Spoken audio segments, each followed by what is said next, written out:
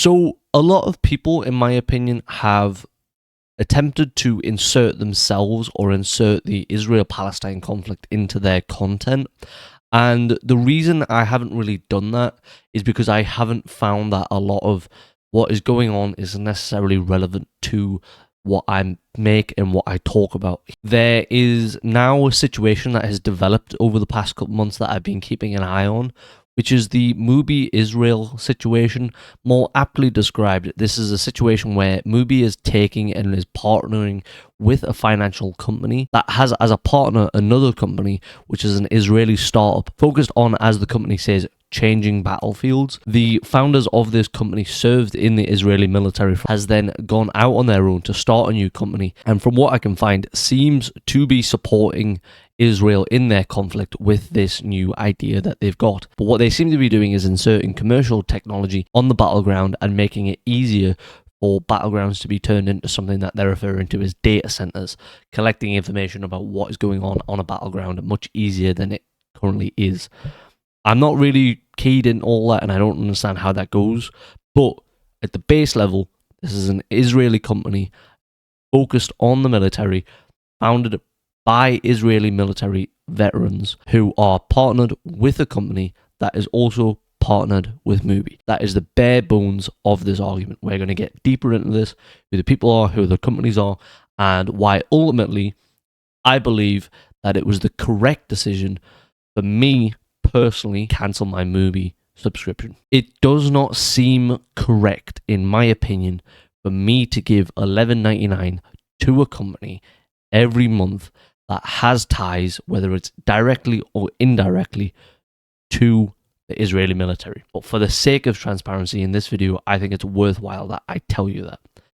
And ultimately, as I will get into further in this video, it seems pretty ridiculous, in my opinion, to just say, well, MUBI is a film company and they don't have any politics. Now, if this was Netflix or Prime, I would actually probably not even delete my subscription, because one, I expect that from American corporations, and I expect that from a corporation. That's what they are. They are a major corporation who aren't interested in the creativity.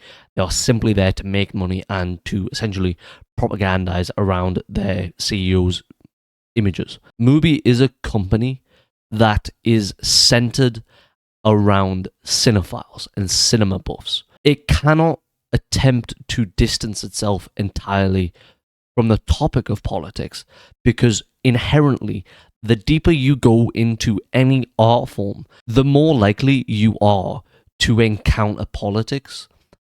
If I go and listen to music, any music whatsoever, and it's just like sort of white noise, all right, fine. I'm not going to get a deep sort of takedown of Donald Trump.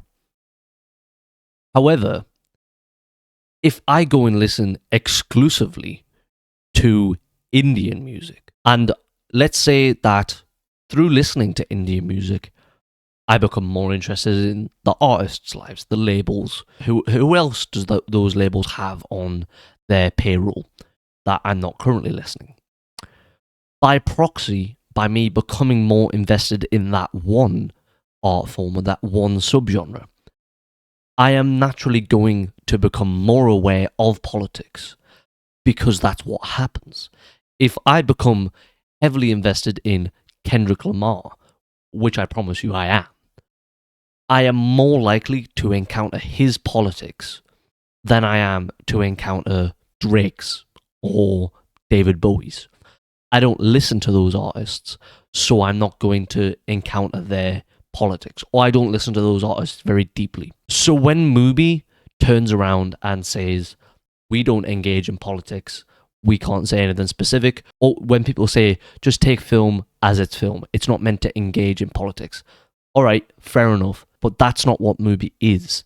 It's a deeper art form where inherently a lot of the films on MUBI are dealing with politics, and explicitly a lot of those films are dealing with Palestine, are dealing with Gaza, are dealing with Israel, and are dealing with the Middle East in general. So I can't separate them in this instance. If it's Prime, if it's Netflix, inherently I expect them to take more of a mainstream view, which is that Israel is the victim and deserves to defend itself. All right, I expect that from them. I can sort of course correct and just be like, whatever, let them do what they want. MUBI doesn't market itself that way. It markets itself to people who are naturally going to be more politically active, as a lot of cinephiles are. Cinephiles like politics. That just seems like a base level thing to me. And naturally, a lot of cinephiles tend to be quite left wing. MUBI, whilst it might not be political itself, it is taking a political stance to a lot of its audience by refusing to take a political stance. Now, I'm not saying that it needs to come out and express its support for Palestine. It doesn't need to do all that necessarily. But to say we don't engage in politics entirely and individual investors can do as they wish, that doesn't wash with a lot of your audience.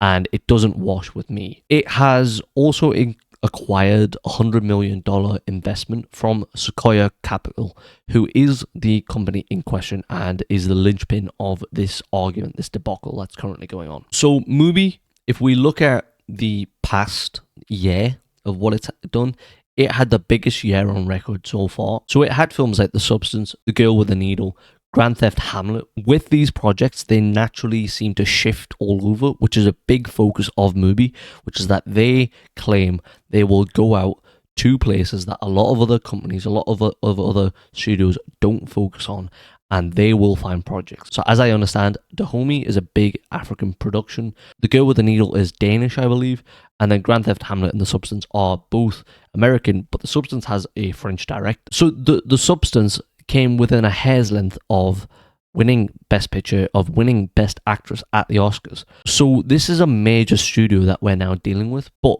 as I say already, it is also a cinephile studio. It is also a very small studio.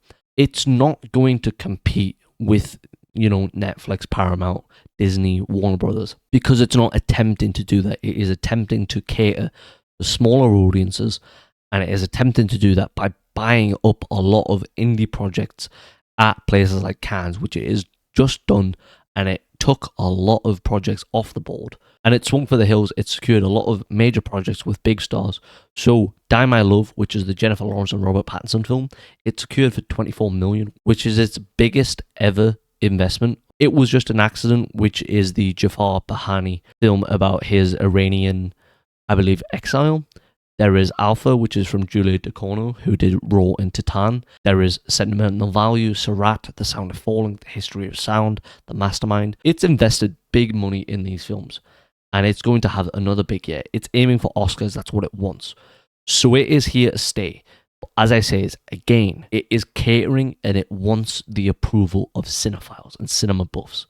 So it just does not seem, in my opinion, that we can hold MUBI to the same standard that we hold Netflix and Prime to, which is that Netflix and Prime are going to interact with Israel. They're going to interact with the Pentagon, CIA, FBI, all those things. MUBI distances itself from that apparatus.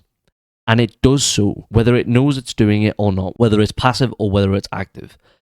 It does take a political stance. So this company, Sequoia Capital, is an investment firm. I believe it helps other companies secure investment, which is what it's done with MUBI, and it is what it's done with this Israeli startup, Kela. But before we get into that, Sequoia Capital, investments in places like Apple, Google, ByteDance, and Nvidia. Now, there are two people who are significant within Sequoia Capital when it comes to this debacle.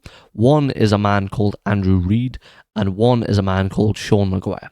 Now, Andrew Reid, as I understand it, isn't tied directly to this Israel situation. However, Andrew Reid is on the board of MUBI, and the directors who work for MUBI and who have signed an open letter asking for Sequoia Capital to be removed from the company, those directors have asked for this man to be removed from the board of directors. Now, again, he doesn't seem to be politically involved in the Israel situation, but his company is. As I can tell, he seems to just remove himself and not be involved. We all should be aware of Andrew Reid, but the main figure in this, to me, is this man, Sean Maguire. He directly is partnered with Israel. He has brought the investment in Keller to Sequoia. Okay, so I'm adding this as a postscript. I don't think I explained very well who Sean Maguire is. I don't think it was very succinct or actually informative. So at the bare bones of it, Sean Maguire works for Sequoia. He's a partner. He's partnered with a bunch of AI companies and tech firms. He's very well known apparently in Silicon Valley. And he is the partner who brought in Keller Technologies. Now, this isn't just a financial decision that he's made. If we look through his Twitter, Sean Maguire comes across as very pro-Israel, pro-Trump, and anti-Palestine and anti-Muslim. If not anti-Muslim, then at the very least anti-Islamist. And he tries to frame it as he is anti-Islamist, but a lot of the things that he says, particularly things that are directed at Zohar Mamdani, who is the mayoral candidate for New York, a lot of things come across as just blanketly Islamophobic and racist. And I believe that this is important information about this, because when we judge MUBI for being connected to Sequoia, it's not just a financial decision on the part of Sequoia to bring in Keller. It's an ideological and a political decision. So now that we look at MUBI and MUBI are going, we're not going to play politics in this, that doesn't really make sense, because the company that you are partnered with and one of the members of that company are playing politics. Now, all of this is essentially background to the statement that MUBI released, and let's work through that statement, shall we? We'll read it in full and then we'll go back through and discuss bits of it. Since our founding, MUBI has raised money from a number of sources to help us grow. Our decision to work with outside investors has always served one purpose: to accelerate our mission of delivering bold and visionary films to global audiences. This was the rationale behind our recent partnership with the venture firm Sequoia Capital. Sequoia has a 50-plus year history of partnering with founders to help turn their ideas into world-changing businesses. Sequoia's investments span a range of founders, industries, and geographies. We chose to work with Sequoia because the firm and our Sequoia partner, Andrew Reid, support MUBI's mission and want to help us scale and bring great cinema to even more people around the world. Over the last several days, some members of our community have commented on the decision to work with Sequoia, given their investment in Israeli companies and the personal opinions expressed by one of their partners. The beliefs of individual investors do not reflect the views of MUBI. We take the feedback from our company very seriously and are steadfast in remaining an independent, founder-led company. So essentially, in my opinion, MUBI kind of just redirects and just deflects. It doesn't really understand, in my opinion, and essentially just claims that it's going to stay out of this entire argument. The opening, since our founding, MUBI has raised money from a number of sources to help us grow. The purpose of this investment is to accelerate our mission of delivering bold and visionary films to global audiences. Your goal is to deliver arthouse films and to deliver something deeper. And yet, when your audience and your directing partners call out something political, suddenly you can't engage with that political side of things. That just doesn't rub me the right way, that you want to be political in the films you put out, but you don't want to be political in your investments. And again, it is inherently linked between art house cinema and politics. It's inherent. You can't escape that. This is the backbone upon which your company was built. It is art house cinema. If art house cinema didn't exist anymore, you wouldn't exist. And that comes from your CEO, who has said that Michael Bay and the likes would never end up on your platform. The audience that watches art house cinema, which is inherently small and political, is telling you to take notice of this, and yet you're refusing. How does that make sense? You're catering to an audience, but when that audience has a grievance with you, suddenly you back off. Does this not sound like the Emperor's New Clothes, where finally you've been exposed as this company that wants to be seen as one thing, but really, if the money is right, it'll put politics aside. As long as it's green, you don't care. Really disappointing, in my opinion, to see that from this company. A company that for all intents and purposes, should be different from a Netflix, from a Prime. And yet it isn't. In the second paragraph, what I find interesting is that MUBI attempts to portray Sequoia as this positive company. It attempts to portray it in a positive light, and oh well, Sequoia isn't just this one investment in Israel. Look at all these other things it's done.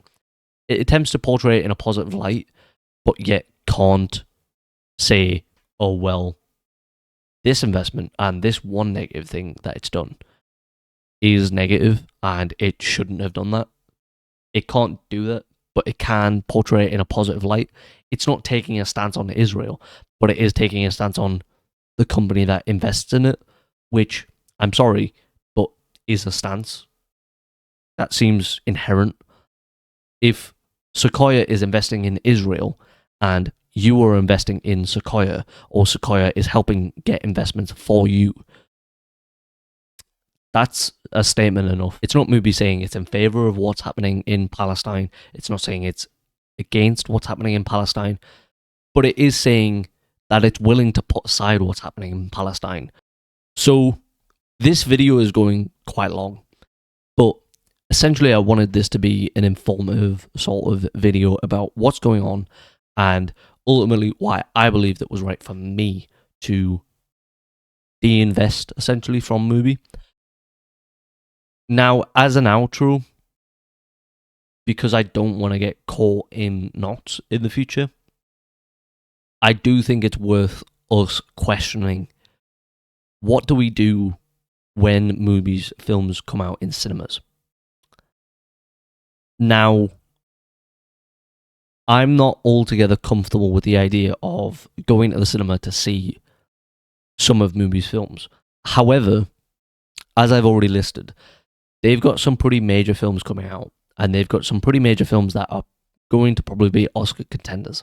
It's important for me personally, and for the growth of my channel, for me to see those films. However, all of those films are going to be tarred with this brush of negativity and the idea that whatever political stance a lot of these films take up, which films like It Was Just an Accident are inherently political because it is about Iran, and Jafar Pahani is consistently in his films taking on the Iranian government.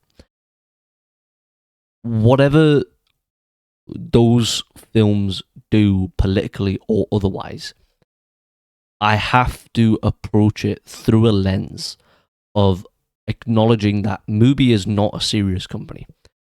It's not really about what it says it's about. It's about it in the films, but it's not about it in real life. And ultimately, an art house company should think that those two things are intrinsically linked. I don't want my Netflix action films to be political, but there is an inherent political bias to a lot of MUBI's films, and inherently a lot of those films tend to be left-wing.